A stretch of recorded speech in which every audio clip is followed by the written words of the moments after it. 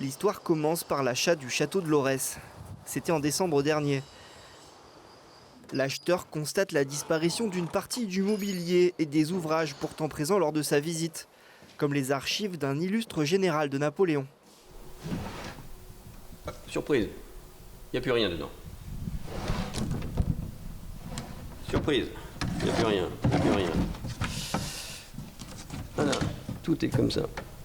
Les documents ont été conservés par les anciens propriétaires comme des centaines d'autres éléments du patrimoine du château.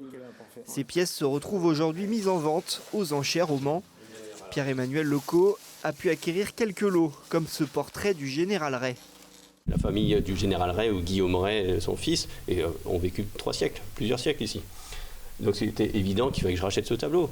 Il était estimé entre 800 et 1200 €. Il a fallu batailler, mais au final je l'ai eu.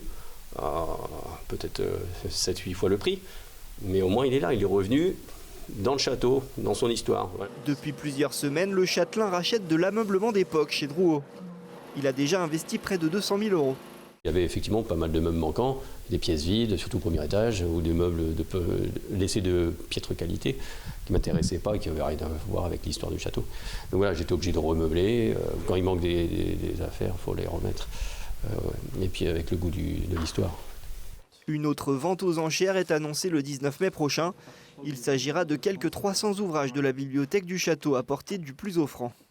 Pour reprendre l'expression du commissaire-priseur, dans son annonce, c'était une dispersion des effets de la famille Ray, issue du château de Lorès. Alors que j'en suis propriétaire, on ne devrait pas citer le nom, moi ça me cause un préjudice parce que je fais l'inverse, je suis en train de le remeubler dans les règles de l'art. Donc le mot dispersion, même pour un commissaire-priseur, on ne se fait pas le complice d'un fossoyeur de l'histoire.